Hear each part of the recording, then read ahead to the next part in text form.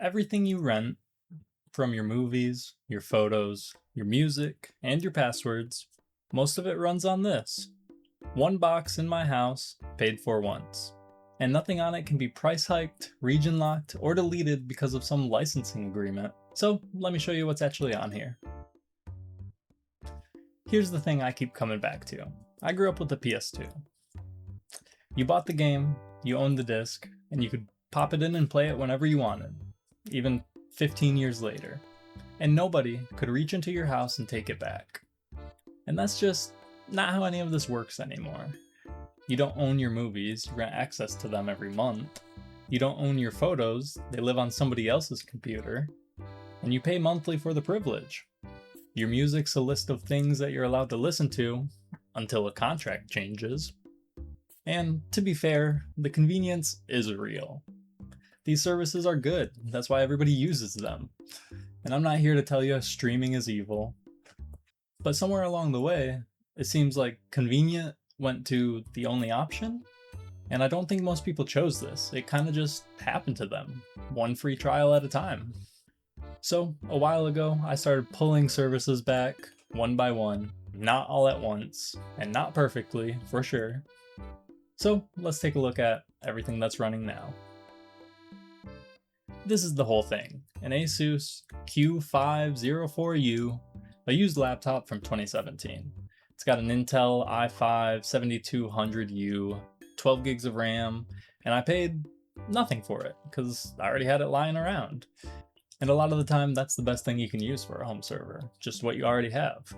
But if you were gonna go out and buy it, it'd probably be like $100. You find something very similar. But the battery's completely dead.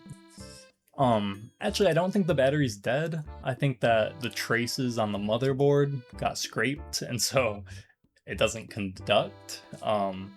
So I feel it's just safer to not have it in the laptop. It lives plugged into the wall 24/7, so a battery that never charges is a battery that'll never swell up and die on me. So the thing most people would throw in a drawer, recycle, give away their old laptop, it's the thing that runs my whole digital life now. It's got a free screen, free keyboard, it sips power. Here's where most people kind of bounce off self-hosting. They think it looks something like this. A wall of blinking lights and a $5,000 build. It doesn't. That's a hobby, not a requirement. It looks more like a dead laptop from 2017.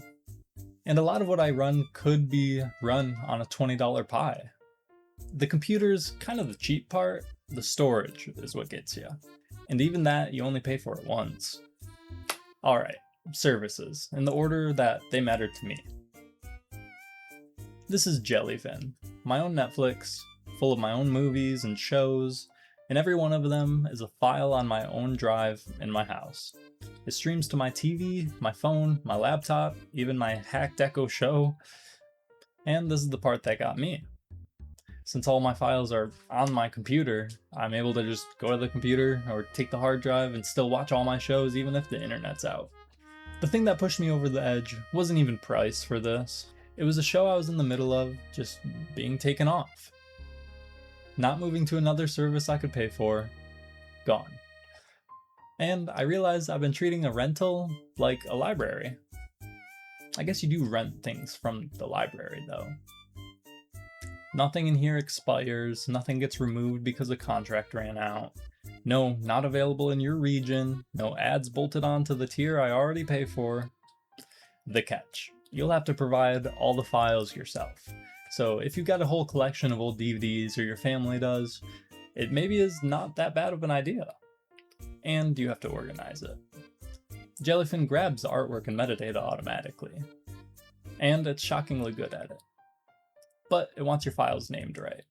That's like one evening up front, not really an ongoing tax. And there's no algorithm feeding you suggestions, which I mostly find as a feature, but it does mean you have to be intentional in what you put on the TV. This is Image. It replaced Google Photos. I've got thousands of photos backed up from my phone the second I'm on Wi-Fi, or even off Wi-Fi with Tailscale. Face recognition, object search, map view, memories, shared albums. genuinely everything Google Photos does. This is the one I would tell people to do first. Everything else on this list is a convenience. Your kids' first steps, your grandparents, your vacations, your own face from 10 years ago. It's not replaceable. You lose a movie, oh well. And most people have all of it sitting in one company's storage, behind one account that can be locked, closed, deleted, or price hiked without a conversation. I'm not saying Google's gonna delete your photos. I'm saying the fact that they could, and that you'd have no real recourse, that's a weird thing to be fine with. Image does move fast with their updates, so maybe set aside a day a month, the first of the month or something, to go through and update the services that you have and your photos. It's the one thing I most strongly would recommend keeping a second backup, a third backup of. Want to keep those safe. Self-hosting isn't a backup strategy, it's a hosting strategy. Those are different, and mixing them up is how people lose data. So, quick honest turn here, this one doesn't actually run on my server at all. This is Proton Mail, and it replaced Gmail. Email is the one thing I didn't really want to self-host. If my server is down for a weekend, I can't watch a movie. Annoying, but not a crisis. But if my email is down, that could mean so many things. Resetting passwords, missed messages. It's connected to every account I have. Email just needs to work forever and be run by people whose whole job it is to keep it going. So I don't own the box it runs on, but what I got instead was out of Google's inbox. No ads reading my mail, no profile built off who I talk to. Same idea as everything else in the video, owning my own stuff.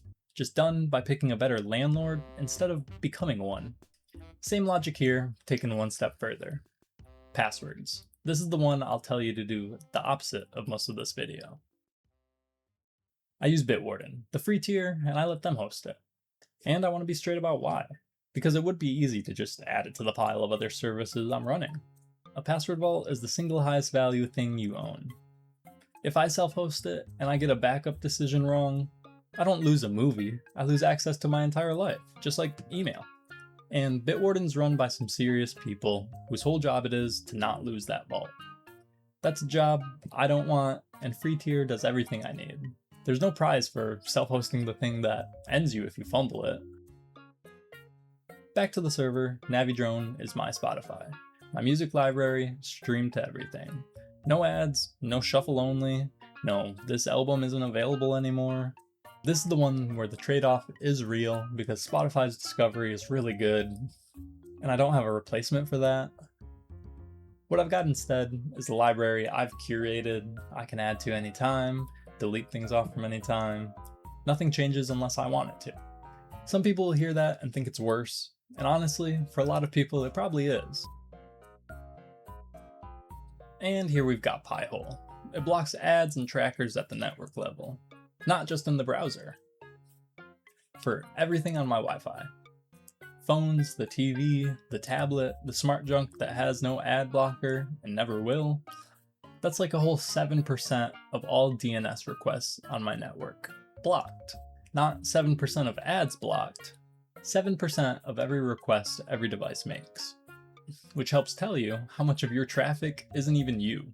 Of everything here, this is the cheapest, the fastest to get going, and the one that your family will probably notice the quickest.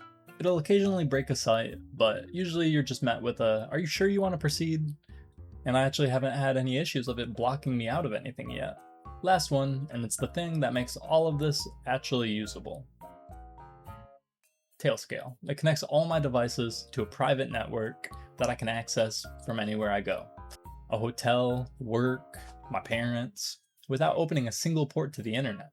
And that last part is more important than it probably sounds. The old way of doing this is poking a hole in your router and hoping. This doesn't. Nothing I run is exposed to the open internet, and it's still there for me, everywhere. Setup was about 10 minutes, and it's why I recommend it over all the alternatives. Okay, this is the part I don't pretend it was free. Money in, mostly zero, mostly just stuff I had lying around already. If you were gonna do it from scratch, I'd say probably about $200. And in monthly power, maybe $10. When you take a look at all the subscriptions you cut, you're saving roughly $60 a month. So it'll pay for itself in about 4 months, 3 months. And the number that actually mattered isn't dollars, it's hours. Setup was probably about 15 hours of my life to get it all going over the course of a month. And a non-zero chunk of that was just me confused looking at old Reddit posts. And there's a little bit of upkeep, not much. Call it an hour every month, but it's not zero. And the day something breaks, it's all on you. So here's who I think it's actually for. If you like this stuff, if tinkering's the fun part, do it. You'll enjoy every hour. If you don't and you just want your photos safe, do image and Pi-hole. You'll get 90% of the benefit for 10% of the work.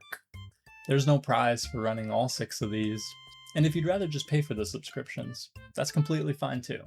Convenience is worth money. I just think it should be a choice that you made and not one that was made for you. So I don't think everybody should run a home server in their house, but I do think everybody should know that they could. Because the pitch that we've all accepted is this stuff's just too complicated for the normal person to set up, that you should rent it forever from a company that knows better. And that's just not true. It's a computer in a room doing exactly what you told it.